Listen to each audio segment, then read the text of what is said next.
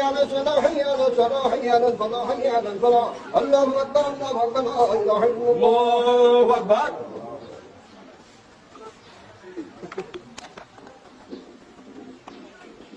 الله أكبر يا الله لا الله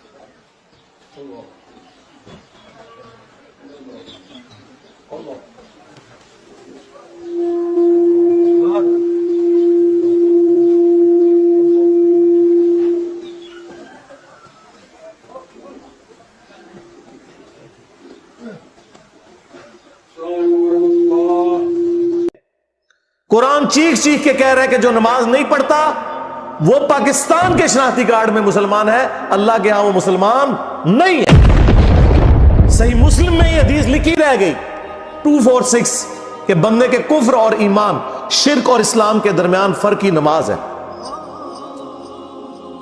یہ حدیث مسلم میں ہی لکھی رہ گئی کہ ابن مسعود رضی اللہ تعالیٰ عنہ کہتے ہیں کہ جماعت کے ساتھ نماز پڑھنا یہ سنت خدا ہے، یہ تمہارے نبی کی وہ سنت ہے جو اللہ نے انہیں عطا کی، اگر اسے چھوڑ دو گے تو برباد ہو جاؤ گے۔ رسول اللہ کے زمانے میں اگر کوئی بیمار بھی ہوتا اور 2 بندوں کے سہارے مسجد میں آ کے نماز پڑھ سکتا تو اس کی کوشش ہوتی کہ میں مسجد میں جماعت سے نماز پڑھوں، کہیں مجھے منافق نہ شمار کر لیا جائے۔ جماعت چھوڑنے پر رسول اللہ کے زمانے میں سمجھا جاتا تھا صلی اللہ علیہ وآلہ وسلم کہ بندہ منافق ہے۔ صحابہ کرام کو، اہل بیت کو کب معلوم تھا کہ ایسی امت بھی آنے والی ہے جو آپ سے بڑا عشق رسول ہونے کا دعویٰ کرے گی اور نماز ایک نہیں پڑھے گی؟ تو وہ کہتے یار یہ تو بڑا آسان اسلام ہے۔ تو یہ حدیثیں تو مسلم شریف میں لکھی رہ گئیں، پریکٹیکلی کس نے عمل کیا اس کے اوپر؟ یہ حدیث ترمذی میں لکھی رہ گئی کہ ہمارا اور منافقین کا عہد نماز کی بنیاد پہ ہے، جس نے نماز چھوڑی اس نے کفر کیا۔ یہ صحابہ کرام علیہ رضوان کا فتویٰ ترمذی میں ہی رہ گیا۔ عبداللہ بن شقیق تابعی کہتے ہیں کہ صحابہ کرام علیہ رضوان تارک الصلاح کے سوا کسی کی تکفیر نہیں کرتے تھے، صرف بے نمازی کو وہ کافر سمجھتے تھے، باقیوں کو وہ تمام غلطیوں کے باوجود مسلمان تصور کرتے تھے۔ اب دادا کریں، یہ ترمذی میں لکھا رہ گیا جناب۔ ہاں، ہم جب چیخ چیخ کے یہ باتیں بیان کرتے ہیں، لوگ کہتے ہیں یار یہ کس قسم کی باتیں کر رہے ہیں، یہ کہاں پہ لکھی ہوئی ہے؟ سرکار کتابوں میں لکھی ہوئی ہے۔ یہی تو ہم آپ سے کہہ رہے ہیں کہ مرنے سے پہلے اے مسلمان کر لے اس پہ غور، کتابوں کا خدا اور ہے، بابوں کا خدا اور۔ یہ حدیث ابو داؤد میں ہی لکھی رہ گئی کہ بچہ جب 7 سال کا ہو جائے تو اسے نماز کا حکم دو، اور نہ پڑھے 10 سال کی عمر میں اسے سزا بھی دو، اور 10 سال کے بچوں کے بستر بھی الگ کر دو۔ یہ ابو داؤد میں لکھی رہ گئی حدیث، عمل کس نے کیا؟ یہ حدیث ابن ماجہ میں لکھی رہ گئی کہ نبی علیہ السلام نے فرمایا اے معاذ اللہ کے ساتھ شرک نہ کرنا، خواہ تمہارے ٹکڑے ٹکڑے کر دیے جائیں، تمہیں قتل کر دیا جائے، سولی دے دیا جائے، یا آگ میں زندہ جلا دیا جائے، شرک نہ کرنا۔ یہ پہلی نصیحت۔ اسی حدیث میں دوسری نصیحت، نماز نہ چھوڑنا۔ تمہارا اللہ کے ساتھ عہد نماز کی بنیاد پہ ہے، اگر تم نے نماز چھوڑ دی تو اللہ کا ذمہ اٹھ گیا تم سے۔ اور تیسری چیز فرمایا شراب نہ پینا، یہ تمام برائیوں کی جڑ ہے۔ تو یہ حدیثیں تو لکھی رہ گئی سرکار۔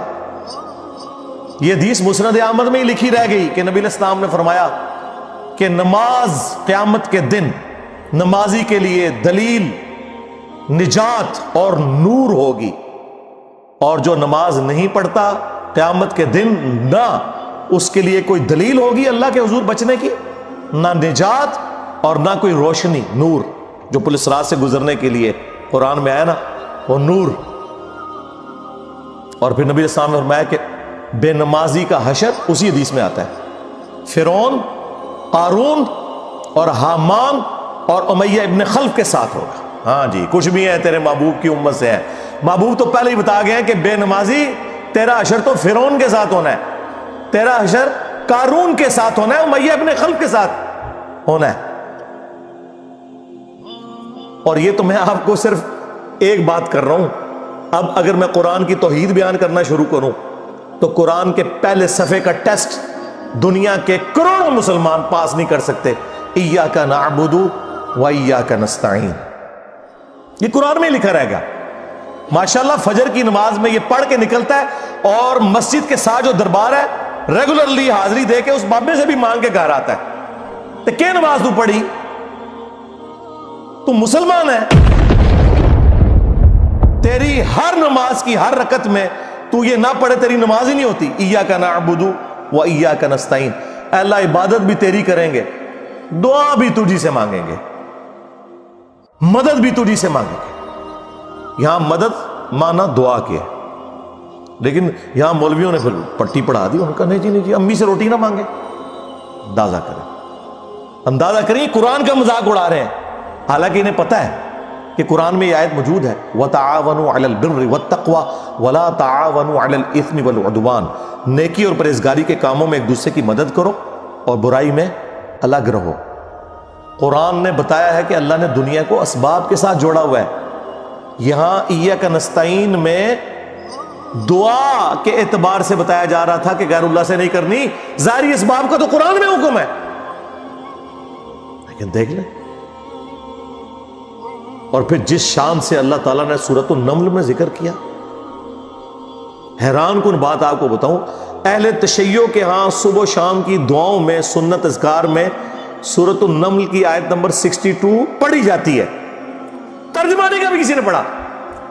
اور ہمارے جن اسٹوڈنٹس نے پڑھا جو شیعہ مکتب سے تعلق رکھتے تھے، کیونکہ میں نے اس آیت کو اتنی دفعہ کوٹ کیا، انہوں نے کہا ہم تو یہ صبح شام پڑھتے ہیں، ترجمہ پڑھا تو انہوں نے کہا یار یہ آیت پڑھ کے بھی سب سے زیادہ شرک ہم کر رہے تھے، کیونکہ اس آیت کے اندر کیا لکھا ہے؟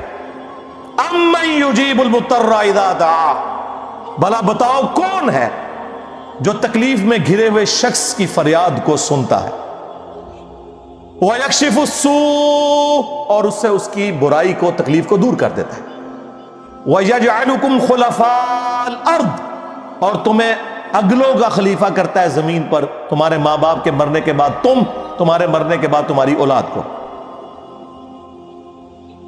اَإِلَٰهٌ مَّعَ اللَّهِ، کیا اللہ کے ساتھ کوئی اور معبود بھی ہے؟ قَلِيلًا مَّا تَذَكَّرُونَ، لیکن بہت کم ہی تم نصیحت حاصل کرتے ہو۔ بالکل صدق اللہ العظیم، بہت کم لوگوں نے نصیحت حاصل کی۔ اس آیت میں کلیئر کٹ لکھا ہے کہ جو اللہ کے سوا کسی اور سے دعا کرتا ہے گویا وہ اسے خدا بنائے ہوئے ہے۔ یا علی مدد کا مطلب سادہ نہیں ہے، اس کا مطلب ہے کہ آپ نے مولا علی کو اللہ کے مقابلے پر خدا تصور کر دیا۔ نہیں جی ہم تو انہیں اللہ کا بندہ مانتے ہیں، نہیں جناب، قرآن تو یہ کہتا ہے کہ اللہ کا بندہ مان کے یا بغیر بندہ مان کے، جب تمہارا یہ عقیدہ ہے کہ اللہ کے سوا کوئی تمہاری تکلیف دور کر سکتا ہے، جی پیچھے اللہ ہی ہے، اچھا اللہ پیچھے رکھنے ہستے، یہ دیکھیں حدیث میں لکھا ہوا نماز کا طریقہ، اور نہیں جی ہمارے امام صاحب نے بھی تو وہی کچھ بتایا نا، پیچھے تھے اتنے بھی نبی علیہ السلام نے، نبی علیہ السلام پیچھے رکھنے کے لیے، میرے نبی صاحب ہے ہی کوئی نہیں، تیرے بابے تھے شاہ ہی کوئی نہیں، اللہ پیچھے، رسول پیچھے، آگے تمہارے بابے، عزتیں اویل کی ہیں تم نے اللہ اور اس کے رسول کے نام کے اوپر، چندے کھائے ہیں تم نے رسول اللہ کے نام کے اوپر صلی اللہ علیہ وآلہ وسلم، سواریاں سوار کی ہیں تم نے مکے اور مدینے کے نام کے اوپر، اور غداری کی ہے اپنے دین کے ساتھ، ممبروں پہ چڑھ کے کہتے ہو قرآن و حدیث ڈائریکٹ نہ پڑھنا گمراہ ہو جاؤ گے۔ واہ، یہ کوئی یہودی یا نصرانی آ کے بات کرے ہم منہ توڑ دیں، جس طرح آج آگ لگانے کے اوپر قرآن کو ہمیں کتنا غصہ چڑھا ہوا ہے، تیرا مفتی ہر جمعے کو کھڑا ہو کے کہ قرآن اور بخاری ڈائریکٹ نہ پڑھنا گمراہ ہو جاؤ گے.